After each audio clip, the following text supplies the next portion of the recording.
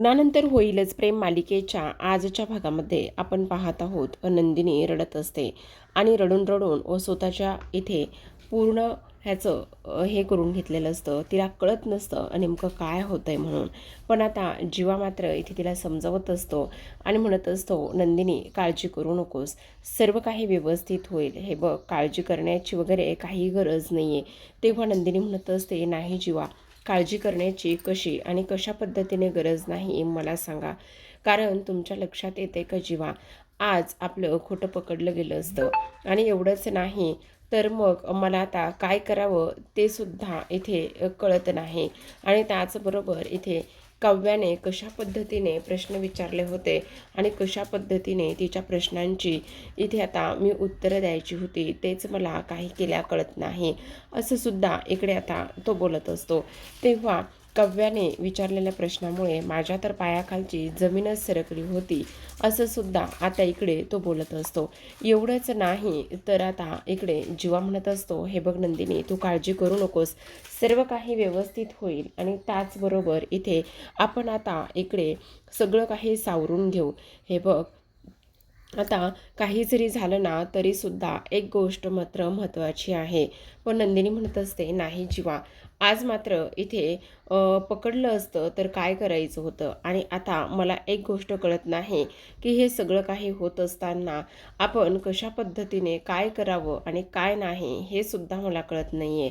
कारण आपण किती दिवस हे खोटं लपवून ठेवणार आहोत. जीवा म्हणत असतो, आज जसं आपण दोघांनी एकमेकांना सावरून घेतलंय ना, तसंच इथून पुढे सुद्धा त्याच पद्धतीने दोघंही एकमेकांना इथे सावरून घेऊया. तुला काळजी वगैरे करण्याची काही एक गरज नाही, असं सुद्धा आता इथे नंदिनी बोलत असते. पण जेव्हा प्रत्येक वेळी आपण सोबत असू, प्रत्येक वेळीच हे सगळं काही व्यवस्थित होईल असं तर नाही आहे ना जीवा, काय करायचं मला कळत नाही. मग आता इथे जीवा रडणाऱ्या नंदिनीला शांत करत असतो आणि म्हणत असतो, तू काळजी करू नकोस, इथून पुढे तशी वेळच येणार नाही की आता आपल्यावर कोणी संशय घेईल आणि त्याचबरोबर आपण एक्स्ट्रा काळजी घेऊ की आपल्याकडं कोणाचं लक्षच जाणार नाही. दुसरीकडे काव्या आता पार्थने काढलेलं चित्र घेऊन बसलेली असते. पार्थने आज वटपौर्णिमेच्या दिवशी तिचं आणि त्याचबरोबर पार्थचं दोघांचं मिळून वडाला फेरे घेताना एक सुंदर असं चित्र रेखाटलेलं असतं आणि तेच चित्र आता इथे मात्र काव्या पाहत असते. जेव्हा ते चित्र पाहते तेव्हा मात्र तिला तिची पहिली वटपौर्णिमा आठवू लागलेली असते. आजसुद्धा वडाला फेरे घेताना दोघे जण एकत्र वडाला फेरे घेत आहेत असं फील तिला येत होतं. पण दुसरीकडे मात्र काव्या ती चित्र घेऊन पहिली वटपौर्णिमा तिला आठवू लागलेली असते. पहिल्या वटपौर्णिमेला काव्याला वडाची पूजा करायची नव्हती, पण तरीसुद्धा जबरदस्तीने सगळ्यांच्या मनाच्या विरोधात जाऊन काव्याने वटपौर्णिमेची पूजा केली आणि तेच चित्र आणि त्याच गोष्टी आज मात्र इथे काव्याला आठवू लागलेल्या असतात. पार्थ तिला म्हटलेला असतो की खूप सुंदर दिसत आहेत म्हणून. एवढंच नाही तर आता इथे पार्थने काव्याबरोबर वडाला फेरेसुद्धा घेतले होते आणि वडाला फेरे घेऊन त्याने बरंच काही बोललं होतं की नवरा बायकोला वर्षातून एकदा दोनदा गुलाब देतो, पण त्या गुलाबाचा गुलकंद करण्याचं काम हे स्त्रीच्या हातामध्ये असतं. एवढंच नाही तर आता 7 जन्मासाठी बायकोनेच नाही तर नवऱ्याने सुद्धा बायकोला मागितलं पाहिजे, असं सुद्धा आता इकडे तो बोललेला असतो आणि हे सगळं आज इथे काव्याला आठवू लागलेलं असतं. मग आता इथे ते चित्र पाहते आणि म्हणत असते, बेबो बघितलंस ना, तुझ्या बाबांनी इथे किती सुंदर असं चित्र काढलंय, पण बेबो तू जरी आलास ना तरीसुद्धा इथे पहिला चॉईस आणि सगळ्यात जास्त प्रेम हे बाबाचं आईवरच असणार आहे. आणि एवढंच नाही तर आज मात्र इथे बाबा इथे माझ्यासाठी आपल्यासाठी फ्रूट सॅलड बनवायला गेले आहेत. माहिती आहे मला तुला खूप भूक लागली असेल, पण हे सगळं बनवलं ना तर मग खरी मजा नंतर येणार आहे, असं सुद्धा आता इकडे ती बोलत असते. तेव्हा पार्थ हा किचनमध्ये असतो आणि किचनमध्ये तो आता इथे फ्रूट सॅलड बनवत असतो. खूपच छान पद्धतीने त्याला फ्रूट सॅलड बनवता येत असतं आणि तेच सगळं तो बनवतो. बनवून झाल्यानंतर त्याने आता टेस्ट करून पाहिलेलं असतं आणि टेस्ट केल्यानंतर त्यामध्ये फक्त वेलची कमी असते. मग आता इथे पार्थ म्हणत असतो, माझ्या मांजरीला तर वेलची फार आवडते, मग वेलची तर ह्या फ्रूट सॅलडमध्ये घातलीच पाहिजे असा विचार तो करत असतो आणि त्यानंतर त्या फ्रूट सॅलडमध्ये आता वेलची घालत असतो. कारण लास्ट टाईम जेव्हा मी ते फ्रूट सॅलड बनवलं होतं तेव्हा मात्र त्यामध्ये वेलची होती आणि माझ्या मांजरीला तेव्हासुद्धा ते फ्रूट सॅलॅड खूप जास्त आवडलं होतं. मग आजसुद्धा माझी मांजर ते फ्रूट सॅलॅड आवडीने नक्कीच खाईल असा पार्थ विचार करत असतो. आणि मागच्या वेळेला नको नको म्हणता म्हणता ह्या मांजरीने मात्र सर्व फ्रूट सॅलॅड जे आहे ते पूर्णतः इथे संपवून टाकलं होतं असं सुद्धा आता इकडे पार्थ बोलू लागलेला असतो. आणि त्यानंतर म्हणत असतो, खरं तर इथे माझी मांजर मलासुद्धा नाही नाही म्हणता म्हणता चक्क 1 वर्ष झालं.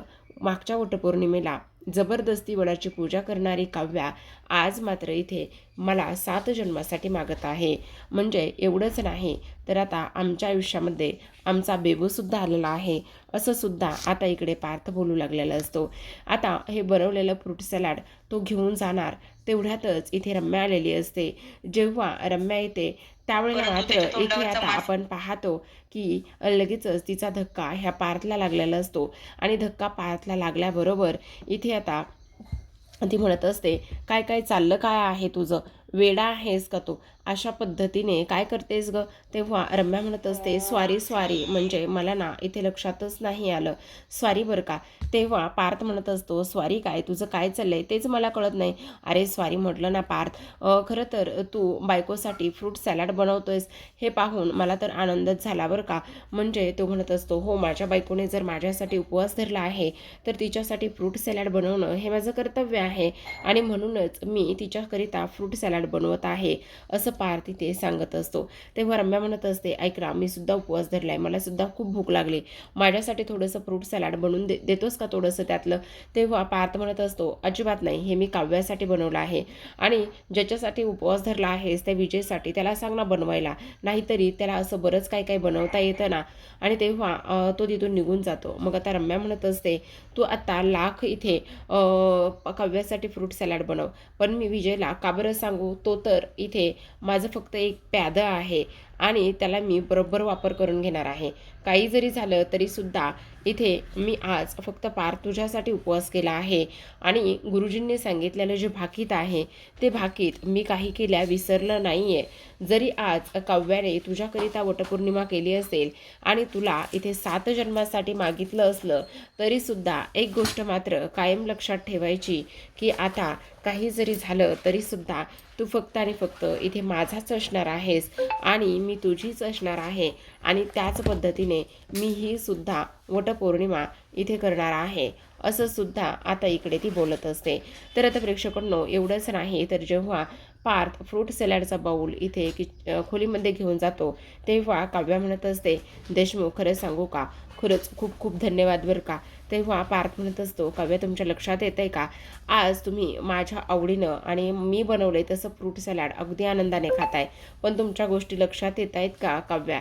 तेव्हा पार्थ म्हणत असतो, हां बोला ना, का काय झालेलं आहे.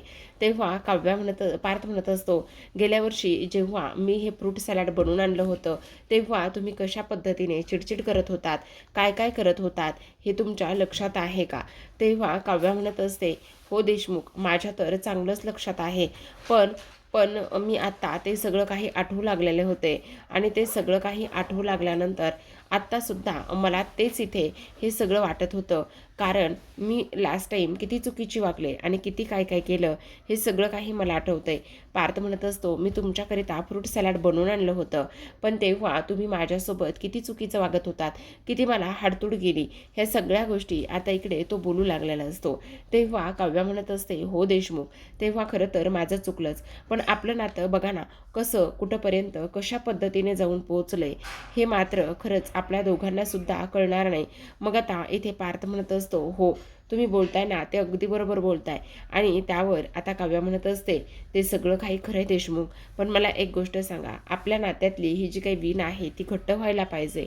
तेव्हा पार्थ म्हणत असतो, तुम्ही काळजी करू नका, सगळं काही व्यवस्थित होईल. मग आता काव्या पार्थला म्हणत असते, पण येणाऱ्या 7 जन्मासाठी आपण दोघंजण एकत्र राहणं फार गरजेचं आहे.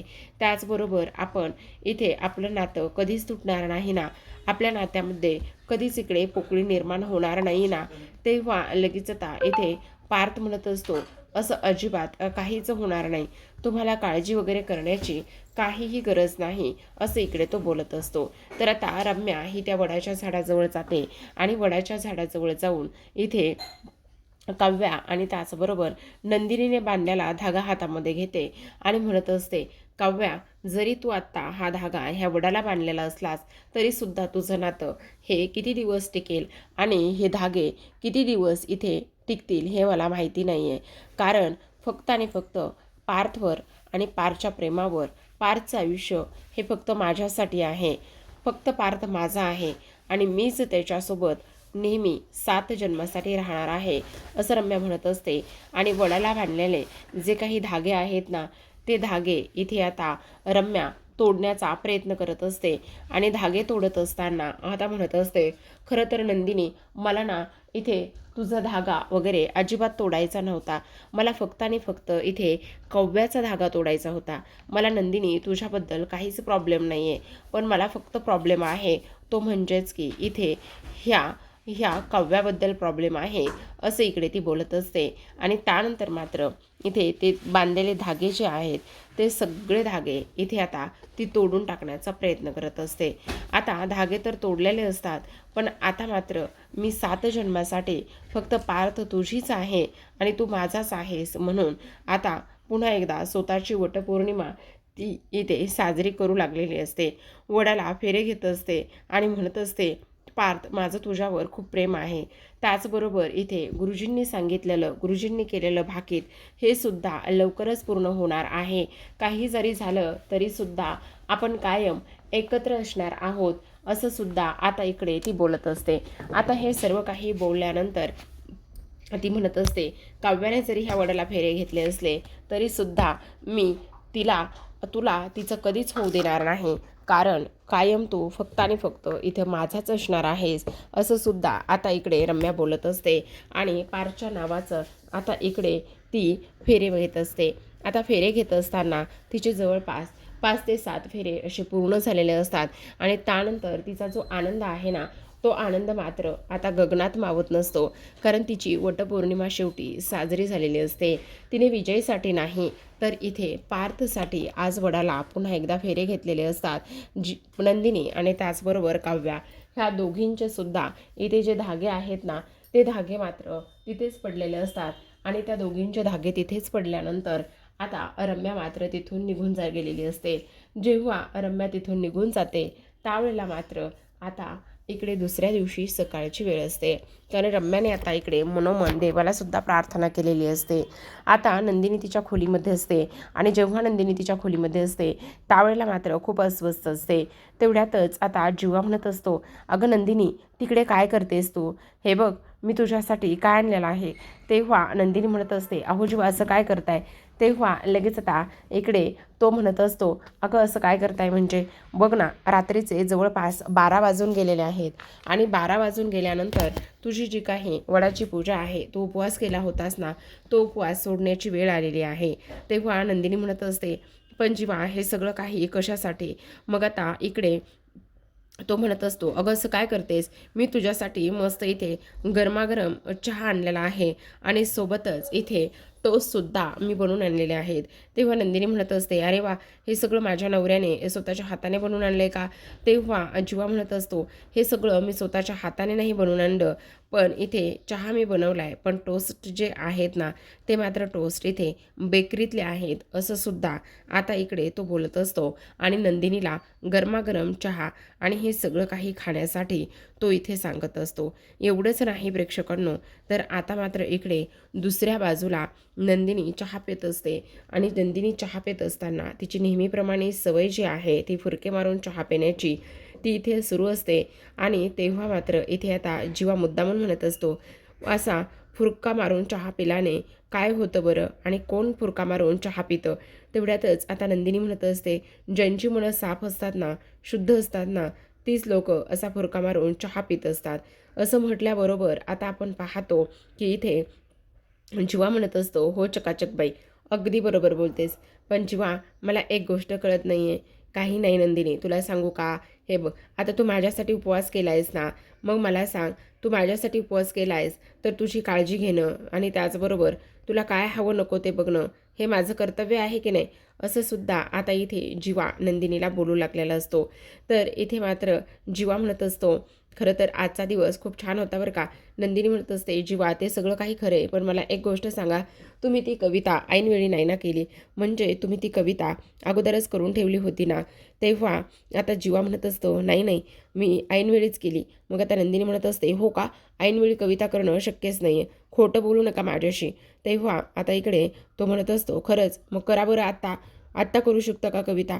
असं म्हटल्याबरोबर जीवा लगेचच 2 वाक्य बोलत असतो आणि नंदिनी इथे त्या वाक्याला इथे कंप्लीट करत असते. जेव्हा नंदिनी त्या वाक्याला कंप्लीट करत असते तेव्हा मात्र इथे आता खूप जास्त आनंद नंदिनीला झालेला असतो. कारण इथे आता जीवाने जो आहे तो इथे खूपच चहा सुंदर असा बनवून आणलेला असतो, ते सुद्धा नंदिनीसाठी. दुसऱ्या बाजूला पार्थने बनवलेलं असतं ते म्हणजे फ्रूट सॅलड काव्यासाठी, कारण ती प्रेग्नेंट आहे, बाळाची काळजी घेण्यासाठी. तर इथे मात्र ह्या जीवाने नंदिनीसाठी चहा आणि टोस्ट आणलेले असतात. तेव्हा जीवा म्हणत असतो, बघितलंस, आता छान मस्त असं फील येतंय, खरंच खूप छान वाटलं चहा वगैरे पिऊन. असं म्हटल्याबरोबर आपण पाहतो की आता इथे मात्र ही म्हणत असते, हो ते तर आहेच बरं का, पण एक गोष्ट सांगू का तुम्हाला जीवा, सगळ्यात महत्त्वाची म्हणजे की आता ना इकडे मला एक गोष्ट कळत नाही की आपण एक्स्ट्रा काळजी कशी घ्यायची म्हणून. तेव्हा जीवा म्हणत असतो, आता आपण चहा पितोय ना, मग चहा एन्जॉय कर. हा जीवा तुझ्यासोबत कायम असताना तुला काळजी वगैरे करण्याची काहीच गरज नाही. दुसरीकडे आपण पाहतो काव्या फ्रूट सलाड एन्जॉय करत असताना तेवढ्यातच आता विजांचा कडकडाट सुरू होतो. बहुतेक पाऊस येणार असतो आणि पाऊस येण्यासाठी आता वातावरणसुद्धा अगदी तसंच झालेलं असतं. तर आता प्रेक्षकांनो, दुसऱ्या दिवशी सकाळची वेळ असते. दुसऱ्या दिवशी सकाळी मात्र इथे आर्या तिच्या मेसच्या लोकावरती खूप भडकलेली असते. ज्या ठिकाणी तिने मेस लावलेली असते तो मेसचा डब्बा तिला अजून तरी भेटलेला नसतो आणि त्यामुळे ती आता त्या मेसवाल्या माणसांना म्हणत असते, हे सगळं काही काय चाललेलं आहे, तुम्ही मला एवढ्या उशिरा डबा देणार आहात का, आणि तुमची हिंमत कशी होती, मला इथे भूक लागली आहे आणि भुकेने माझे इथे काय हाल होत आहेत कळते का तुम्हाला, असं ती म्हणत असते. पण तेवढ्यातच नंदिनीने आर्याला कॉल केलेला असतो. तर आर्या मात्र इथे नंदिनीवर भडकते आणि तेव्हा नंदिनी म्हणत असते, का काय झालेलं आहे. तेव्हा ती म्हणत असते, माझा अजून डब्बा नाही आला. मग नंदिनी म्हणत असते, काय, अगं तू गरोदर आहेस ना, मग आर्या वेळच्या वेळी खाणं हे तुला जमणार नाही आहे का, अशी कशी तू उपाशी राहू शकतेस गं. हे बघ नंदिनी, आता ते तू मला सांगू नकोस हां, काय करायचं आणि काय नाही करायचं, मला इथे भूक लागलेली आहे, तू आत्ताच्या आत्ता फोन ठेव. असं म्हणून आता तेवढ्यातच आर्याचा टिफिन आलेला असतो आणि नंदिनीवरती ओरडलेली असते. मग आता इकडे जीवा म्हणत असतो, इट्स ओके नंदिनी, तिला भूक लागली असेल ना, त्यामुळे तिची चिडचिड होत असेल, तू काळजी करू नकोस. आता आर्या म्हणत असते, आता तुम्ही एवढा उशीर ह्यावेळेस डब्याला केलेला आहे, पण इथून पुढे मात्र मला जो डब्बा आहे ना तो अक्षरशः वेळेतच हवा आहे. काही जरी झालं तरीसुद्धा मला डबा उशिरा आणून चालणार नाही आहे. तेव्हा डबेवाला म्हणत असतो, ठीक आहे, तुम्ही काळजी करू नका. दुसरीकडे आपण पाहतो आता काव्या ही अभ्यासाला बसलेली असते आणि अभ्यासाला बसताना तिच्या मोबाईलवरती काही नोटिफिकेशन्स येत असतात. एक खूप जुनी रील तिने पोस्ट केलेली होती आणि त्या जुन्या रील्सवर कमेंट्स येत असतात आणि त्या कमेंट्स असतात ह्या फक्त बोलण्याचे तोंडाच्या वाफा आहेत. बोलणं म्हणजे कोणी येतं बोलून जातं, पण करत मात्र कोणी काहीच नाही. आणि त्याचबरोबर इथे भावी IAS होणार आहात तुम्ही, पण फक्त आणि फक्त हे प्रसिद्धीसाठी, रीलसाठी ह्या सगळ्या गोष्टी सुरू असतात. हेच आता इकडे त्या मेसेजमध्ये असतं आणि हे त्या मेसेजमध्ये असताना काव्या म्हणत असते, खरं तर इथे मी हारली आहे का, म्हणजे मी हे सगळं काही करायला होतं का, पाहिजे होतं का, असा इकडे ती विचार करते. तेवढ्यातच पार्थ आलेला असतो. पार्थ म्हणत असतो, काय झालं काव्या, मळमळतंय का तुम्हाला. तेव्हा काव्या म्हणत असते, हो मळमळतंय, पण आपल्या बेबूमुळे नाही, तर त्या IIP रोडवरील त्या गोष्टीमुळे मला मळमळतंय. खूप जास्त त्रास होतोय देशमुख मला. मला असं वाटतंय की आपण काहीच करू शकलो नाही आहे का, म्हणजे आपल्याला काहीतरी करायचं होतं, पण आपण त्या गोष्टी मात्र इथे अर्ध्यावर सोडल्या आहेत का, असं काव्या म्हणत असते. तेव्हा पार्थ म्हणत असतो, नाही अजिबातच तसं नाही. मग त्या काव्या म्हणत असते, हो देशमुख अगदी बरोबर आहे, अगदी तसंच आहे. नाही काव्या, नाही देशमुख, मी हारली आहे, कारण इथे त्या IIP रोडचं काम अजून तरी झालेलं नाही, असं सुद्धा आता इकडे काव्या बोलत असते. तर आता प्रेक्षकांनो, इथे आजच्या भागात एवढंच. उद्याचा भाग तेवढाच सुंदर आहे बरं का, कारण उद्याच्या भागामध्ये ना आता नंदिनी आणि जीवा हे दोघेही जण आर्यासाठी डबा पॅक करत असतात आणि तिला घेऊन निघालेले असतात आणि म्हणत असतात, खरं तर इथे आता आपल्यासाठी जी सरोगट मदर बनली आहे ती म्हणजेच की इथे आर्या, त्या आर्याच्या पोटाची काळजी घेणं, तिला उपाशी न ठेवणं ही आपली जबाबदारी आहे आणि म्हणूनच हा डबा आपण तिच्यासाठी घेऊन जात आहोत. हे असं बोलत पण असतात आणि डबा भरत असतात. तेवढ्यातच रम्याने मात्र तिचा व्हिडिओ शूट केलेला असतो. दुसरीकडे आता इकडे काव्या म्हणत असते, देशमुख आता मला तर होप सोडून चालणार नाही. काही जरी झालं ना तरी त्या रीलचा विचार करावाच लागणार आहे आणि त्या रीलचा विचार करूनच पुढची पावले उचलावी लागणार आहेत, असं काव्या म्हणत असते. आणि त्यानंतर मात्र आता इकडे पार्थ आणि काव्याला एक भन्नाट असा प्लॅन इथे सुचलेला असतो, तो म्हणजेच की झाडं लावण्याचा. पण आता हे दोघे जण झाडं लावायला तर जातात खरी, पण आता इकडे रम्या आणि वसू म्हणत असतात, काव्या आणि पार्थ झाडं लावायला गेलेत, पण त्या झाडं लावण्याची त्यांची कशी माती करायची हे लवकरच आपण करणार आहोत. ते झाडं लावत असताना तिथे माती जरी ह्यांना भेटली तरीसुद्धा त्यांच्या त्या कामगिरीची माती कशी होईल हेच आपल्याला पाहायचं आहे, असं सुद्धा आता इकडे ती बोलत असते. तर आता प्रेक्षकांनो, इकडे काव्या आणि पार्थ हे दोघेही जण झाडं लावत असतात आणि दोघेही जण झाडं लावत असताना आपण पाहतो की आता समोर कोणीतरी आलेलं असतं आणि तेवढ्यातच आता इथे काव्या म्हणत असते, देशमुख तुम्ही ह्या लोकांना बोलवलं आहे का? तेव्हा पार्थ म्हणत असतो, नाही काव्या, मी त्यांना अजिबात नाही बोलवलं. ते लोक कोण आहेत, काय आहेत हे सुद्धा मला माहिती नाही आहे. तर आता प्रेक्षकांनो, इथे नेमकं समोर कोण आलेलं असेल आणि ह्या रम्याने नेमका कोणता आणि कशा पद्धतीचा घाणेरडा प्लॅन केलेला असेल हे पाहणं फार इंटरेस्टिंग आहे. सोबतच एवढंच नाही तर काव्या आणि जीवा हे नंदिनी आणि जीवा हे दोघेही जण आता आर्यासाठी जेव्हा टिफिन घेऊन जातात तेव्हा मात्र इथे आता रम्या ह्या सगळा प्लॅन इथे ओपन करेल का हे पाहणंसुद्धा तेवढंच इंटरेस्टिंग आहे. तर पाहत राहा, लग्नानंतर होईलच प्रेम. भेटूयात उद्याच्या भागामध्ये. तोपर्यंत धन्यवाद.